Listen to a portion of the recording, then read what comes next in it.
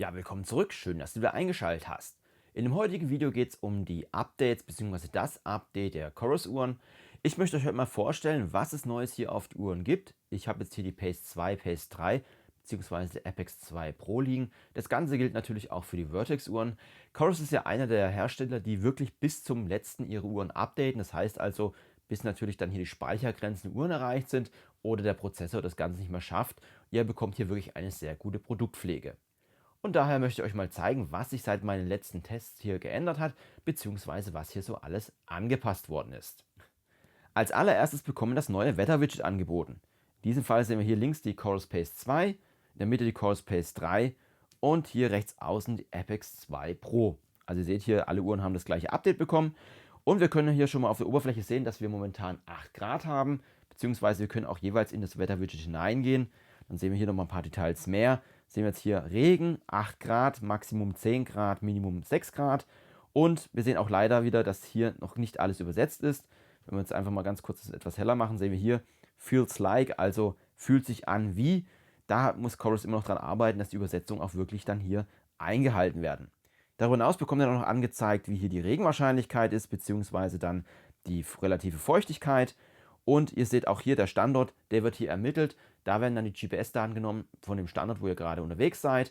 Und ich bekomme ja auch das Wetter tatsächlich dann für meine Stadt zumindest angezeigt. Und es hat bis jetzt in meinen Tests auch immer ganz gut gepasst. Wir bekommen an dieser Stelle aber noch ein paar Details mehr.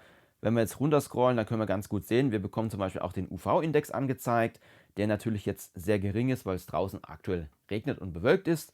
Und wenn wir weitergehen, bekommen wir natürlich dann auch die Prognosen für die nächsten Tage bzw. nächsten Stunden in diesem Fall, nächsten 6 Stunden.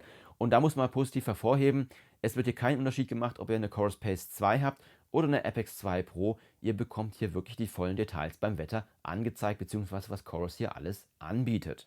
Und wenn wir jetzt herunterscrollen, sehen wir auch schon in den nächsten Stunden bleibt der Regen erhalten. Es wird sogar ein bisschen mehr, die Regentropfen nehmen zu. Und natürlich dann die nächsten 7 Tage werden ebenfalls mit angezeigt. Und kann man ganz gut sehen, dass der Regen zurückgeht. Aber es wird hier ein bisschen kühler. Ihr könnt jetzt nicht die Tage extra auswählen, das geht an dieser Stelle nicht. Und wenn wir jetzt nochmal runterscrollen, dann sind wir hier wieder am Anfang des Widgets. Die nächste Änderung betrifft die Herzfrequenzvariabilität. Ihr habt ja mit der Apex 2 Pro oder Apex Pro beziehungsweise auch mit den Vertex-Uhren die Möglichkeit gehabt, euer Herzfrequenzvariabilitätsindex zu messen. Das heißt also, du bist morgens aufgestanden, hast die Daten erfasst und konntest so hier Rückschlüsse auf dein Training bzw. auf deine Erholung schließen. Jetzt gibt es mit der neuen Änderung die Möglichkeit, die Herzfrequenzvariabilität automatisch messen zu lassen, beziehungsweise die Uhren messen es automatisch, wenn du nachts schläfst und bekommst auch so eine kleine Einordnung. Ja, was sagt die Herzfrequenzvariabilität eigentlich aus? Es ist natürlich eine Sache, wie du nachts schläfst, also ob du ausreichend schläfst, ob du auch durchschläfst. Das sind natürlich wichtige Faktoren für die Regeneration. Aber weitaus wichtiger ist auch, wie hat sich der Körper beim Schlaf regeneriert bzw. erholt. Hast du zum Beispiel viel Stress, trinkst du Alkohol, bist du übertrainiert oder generell sind negative Einflussfaktoren auf dich eingegangen, dann hast du eine sehr schlechte Herzfrequenzvariabilität. Dein Körper konnte sich in der Nacht nicht richtig erholen und es ist vielleicht jetzt nicht schlau, am nächsten Tag einen harten Workout durchzuführen. Anders sieht es natürlich aus, wenn du dich gut erholt hast, das heißt also, wenn du ein ausgeglichenes Training hast, jetzt keinen Stress hattest und dich ja wirklich fit fühlst, kann es auch mal sein, dass, obwohl du schon einen Tag vorher ein Workout gemacht hast und die Ruhezeiten es vielleicht angeben, du trotzdem vielleicht bereit bist für ein Workout. Und daher kannst du das hier ganz gut an der Herzfrequenzvariabilität ablesen und die Chorus-Uhren helfen dir dabei, das auch ohne großes Hintergrundwissen zu verstehen. Und so bietet uns die Chorus Pace 2 als auch die Pace 3 als auch die Chorus Apex 2 Pro die Möglichkeit, die Herzfrequenzvariabilität zu messen. Ich habe jetzt in der Nacht die Chorus Pace 3 getragen, daher sehen wir jetzt hier auch in der Mitte einen Wert, während wir auf der Apex 2 Pro gerade angezeigt bekommen, dass ich die Uhr tragen muss, um einen Wert zu erhalten, als auch die Pace 2. Das heißt also, die Daten sind zwar in der App hinterlegt, aber sie werden jetzt nicht direkt hier auf die Uhren synchronisiert. Was wir aber angezeigt bekommen ist, wenn wir in die Widget hineingehen, ich hoffe, man erkennt so halbwegs, weil es ist doch sehr, sehr dunkel, dass die Baseline schon angezeigt wird, also in dem Rahmen, wo ich mich bewege. Wir haben auch schon 7 Tage Summary, das heißt also die letzten 7 Tage. Wir können uns das Ganze aber jetzt mal in der Pace 3 anschauen. Wir sehen jetzt hier auch schon mal einen Balken. Meine Herzfrequenzvariabilität ist hier normal im grünen Bereich. Gehen wir jetzt einfach mal ins Widget hinein und so bekommt ihr hier angezeigt, ob dies hier im normalen Bereich ist, ob sie schlechter oder besser ist als im Schnitt. Dabei bekommen wir unten auch noch den letzten Schnitt angezeigt, als auch die normale Range, also in welchem Bereich wir uns aufhalten. Und wenn wir jetzt hier runter scrollen bzw. im Widget heruntergehen, bekommen wir dann auch nochmal die Nächte in den letzten 7 Tagen angezeigt. Das ist an dieser Stelle aber noch nicht alles. Wenn wir in die Chorus App hineingehen, bekommen wir hier auch nochmal eine kleine Übersicht. Wir sehen jetzt hier oben die Ruheherzfrequenz, die wir haben im Schlaf, als natürlich auch den Schlaf selber. Und hier bekommen wir dann auch die Herzfrequenzvariabilität angezeigt. Sehen wir hier, das Ganze ist jetzt im normalen Bereich. Und ihr habt hier unten auch nochmal auf Deutsch eine kleine Erklärung, wie das Ganze sich hier zusammensetzt, beziehungsweise könnt euch dann auch nochmal im Detail das Ganze anschauen, wenn euch das Thema ein bisschen mehr interessiert. Wie gesagt, ein wichtiger Bestandteil des Trainings, und so habt ihr auf jeden Fall hier auch nochmal eine weitere Datenanalyse mit den Chorus-Uhren. Eine weitere interessante Änderung, die wir vor allem für Sportler, die jetzt exotische Sportarten machen, aber auch andere Datenauswertungen machen möchten, weil sie vielleicht die Sportarten mehr unterteilen möchten. So habt ihr nämlich jetzt die Möglichkeit, hier eigene Sportarten hier auf den Uhren zu hinterlegen, diese dann auch ins Trainingshub mit einfließen und ihr dann auch separat auswerten könnt. Um das Ganze hier auszuführen, müsst ihr hier in eure Chorus App hinein. Dafür geht jetzt hier auf Profile. Da sehen wir jetzt auch hier oben schon meine Geräte. Ich habe jetzt hier alle 3 Geräte verbunden. Und dabei ist es egal, ob ihr jetzt die Pace 2 nehmt, die Pace 3 oder die Apex 2 Pro. Wir nehmen jetzt einfach mal die Apex 2 Pro. Und da gibt es einen neuen Punkt, der nennt sich personalisierte Aktivitäten. Da gehen wir jetzt einfach mal rein. Und da sehen wir schon, ich habe jetzt mal eins hinzugefügt, zum Beispiel Inline-Skaten. Das ist eine Option. Wir gehen jetzt einfach mal oben auf Add. Und dann habt ihr die Möglichkeit, zwischen Outdoor und Indoor auszuwählen. Wir legen jetzt einfach mal eine Outdoor-Aktivität an. Dann wählen wir das aus, sagen wir als nächstes. Und da sehen wir auch schon die Möglichkeiten, was für Aktivitäten wir hier anlegen können. Wir haben zum Beispiel Teamsportarten, Freizeitaktivitäten, aber auch alpine Aktivitäten. Wir nehmen jetzt einfach mal Teamsportart, weil zum Beispiel Fußball ist nicht enthalten. Und ich weiß von vielen Kommentaren, dass Fußball ein wichtiger Faktor ist, beziehungsweise gerne, dass viele Leute tracken möchten. Dann nehmen wir jetzt einfach als auf nächstes. Und dann habt ihr die Möglichkeit, auch zwischen den vorgegebenen Icons auszuwählen. Leider gibt es hier nur ein Basketball. Dann sagen wir jetzt einfach noch, wir nennen das Ganze jetzt hier Fußball. Füllen wir es hier aus, sagen fertig. Dann gehen wir aufs nächste. Und dann habt ihr jetzt die Möglichkeit, hier individuell euren personalisierten Datenbildschirm einzurichten. Und da könnt ihr natürlich schauen, was ist für eure Aktivität relevant. Beim Inlineskaten habe ich zum Beispiel jetzt hier Stundenkilometer genommen. Beim Laufen ist natürlich Minuten pro Kilometer. Ich denke mal, beim Fußball ist hauptsächlich auch die Zeit interessant, wie lange das Spiel noch geht. Und die Zeit haben wir jetzt auch hier unten schon eingefügt. Das sieht man hier unten ganz dunkel. Ihr könnt euch aber auch zum Beispiel noch die Kalorien auswählen. Habt aber auch die Option, wenn ihr zum Beispiel auf das Timefeld geht, euch die Gesamtzeit anzeigen zu lassen oder auch die Uhrzeit. Ihr könnt zum Beispiel sagen, jetzt die Gesamtzeit hier oben. Oder dann die Herzfrequenz, habt ihr auch die Möglichkeit, es auszuwählen. Als natürlich auch, wenn euch interessiert, wie lange ihr da beim Fußballspiel gelaufen seid. Oder natürlich auch die Geschwindigkeiten, maximale Geschwindigkeit, falls ihr wissen wollt, wie schnell euer aktueller Sprint war, beziehungsweise wie schnell ihr überhaupt gesprintet seid. Und natürlich den Trainingsload habt ihr die Option. Und dann gibt es noch ein Feld anders. Da könnt ihr euch natürlich die Akkulaufzeit anzeigen lassen. Und ihr habt auch die Option, wenn ihr hier rechts auf das Symbol klickt, euch auch mehrere Datenfelder anzeigen zu lassen. Wir können zum Beispiel auch bis zu 6 das machen, bestätigen. Und wenn wir dann hier draufklicken, dann können wir hier die verschiedenen Datenfelder auswählen und dann auch entsprechend hier die Sachen auswählen, die wir hier nutzen möchten und individuell für euch gestalten. Dann gehen wir jetzt einfach hier aufs nächste. Und dann sehen wir hier, ihr habt auch die Option jetzt zum Beispiel bei der Apex 2 Pro, euch oben und unten hier Kurzbefehle zu hinterlegen, beziehungsweise Tasten. Wenn wir zum Beispiel unten gehen, können wir sagen, wir möchten einen Kontrollpunkt setzen, wenn wir das haben wollen. Sagen wir zum Beispiel sichern. Oder ihr könnt dann oben auch eine Rundentaste einfügen, wenn ihr das haben wollt. Macht beim Fußball natürlich jetzt nicht so viel Sinn. Es geht einfach gerade nur darum, das Ganze mal zu zeigen. Und dann gehen wir hier aufs nächste.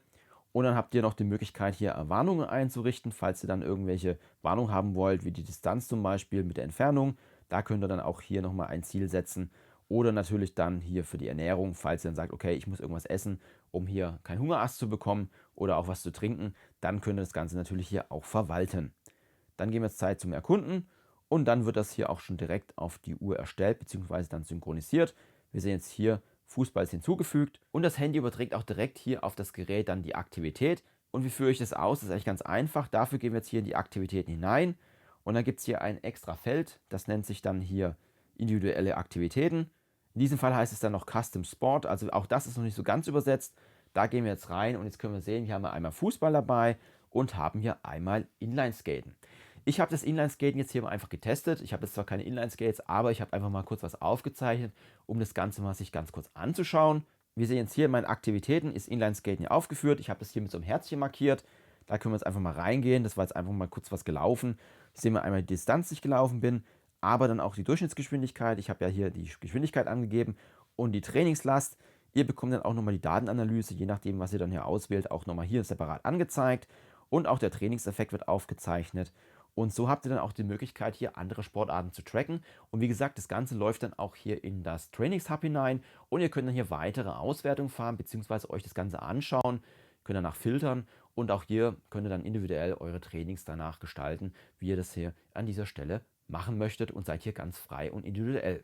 Coros Hauptzielgruppe ist bei den Uhren hauptsächlich für Läufer gedacht. Also man kann die Uhr natürlich auch für viele, viele andere Dinge nutzen. Aber die Kernfeatures beziehungsweise die Features, die hier ja stark unterstützt werden, richten sich oft ans Laufen.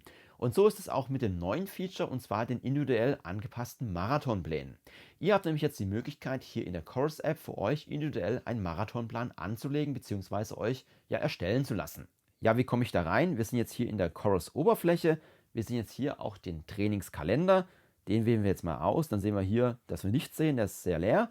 Und dann geht ihr oben auf die 3 Punkte. Und da sehen wir oben auch schon den personalisierten Marathonplan. Da gehen wir jetzt einfach mal drauf. Und dann sehen wir hier auch teilweise leider immer noch auf Englisch. Es wird empfohlen, dass man hier den Plan bei einer Marathonszeit von 3 Stunden 30 macht. Ich bin jetzt ein bisschen darüber, werde es aber trotzdem mal ausprobieren, weil mich das interessiert. Und wir legen es einfach mal komplett das Ganze hier an. Und wir sehen auch, der Plan ist dann für 3 bis 6 Workouts pro Woche, als auch für 8 bis 16 Wochen Laufzeit. Jetzt gehen wir einfach mal Create Your Plan. Sehen wir jetzt hier auch schon meine Zeit, die wird jetzt hier direkt übernommen. Also das ist jetzt die Zeit, die auch in der Coros App hinterlegt ist für 10 Kilometer, meine Marathonzeit. Ihr könnt es aber auch beim Modify nochmal das Ganze anpassen. Das heißt also, wenn du jetzt neu die Uhr gekauft hast und die ersten Läufe gemacht hast und jetzt noch nicht deine volle Speed gelaufen bist, dann hast du hier auf jeden Fall die Möglichkeit, das Ganze nochmal ein bisschen anzupassen. Das wollen wir an dieser Stelle jetzt nicht. Wir gehen jetzt einfach auf Weiter. Und dann sehen wir hier die gesamte Laufzeit im letzten Monat. War bei mir so etwa 100 Kilometer. Also wir sehen hier 100 bis 150 Kilometer. Das wählen wir jetzt aus. Und da sehen wir auch schon, do you have upcoming race planned?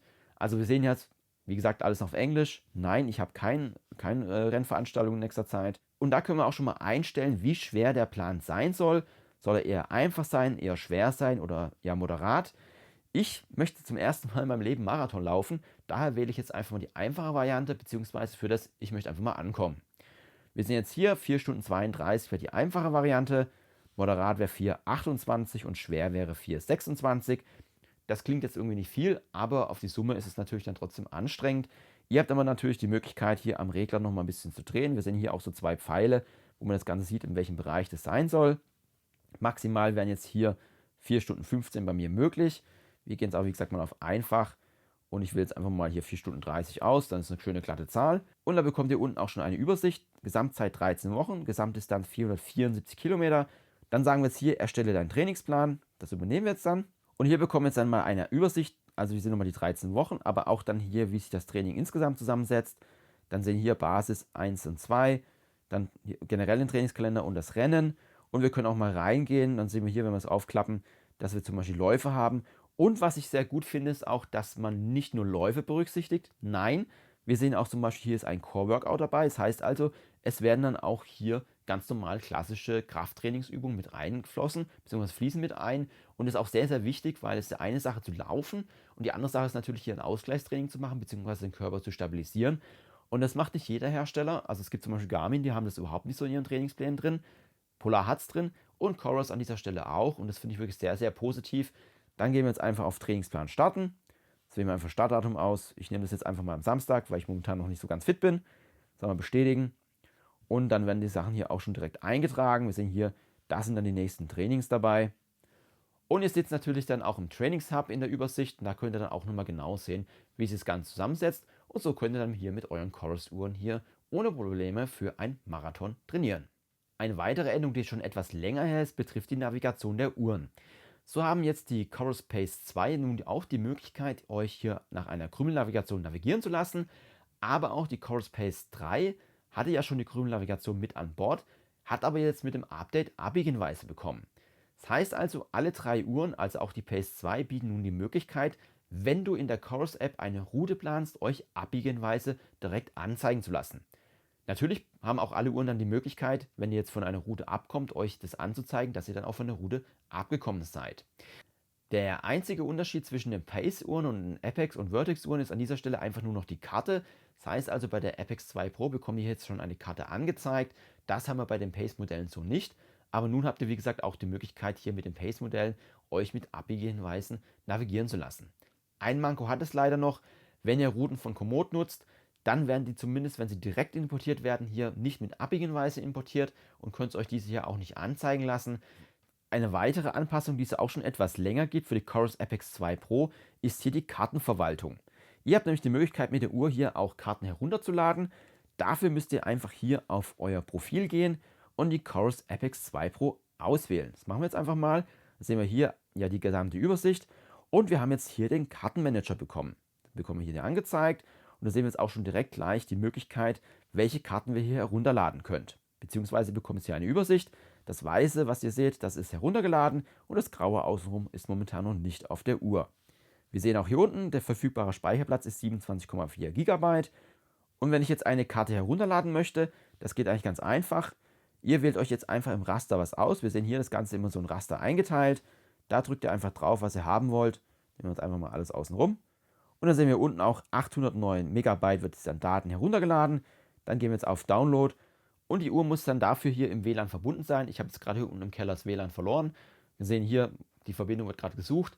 Also das heißt, das Ganze funktioniert nur mit WLAN und dann wird auch sehr schnell hier die Karten heruntergeladen. Die 2 Deutschlandkarten haben so knapp 5 Minuten gedauert. Dann waren diese hier auf der Uhr und ihr konntet direkt hier loslegen mit eurer Aktivität. Ja, das Ganze sollte einfach mal eine kurze Zusammenfassung sein, was uns Chorus hier Neues anbietet.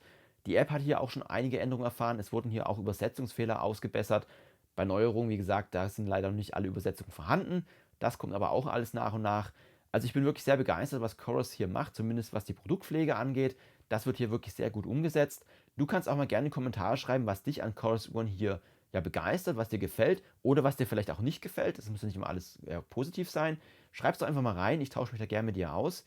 Wenn das Ganze gefallen hat, lass auch gerne einen Daumen hoch da, das freut mich und vor allem auch den Algorithmus. Ich würde mich auf jeden Fall freuen, dich hier auf dem Kanal wieder begrüßen zu dürfen. Ansonsten bedanke ich mich für deine Zeit. Tschüss, bis zum nächsten Mal.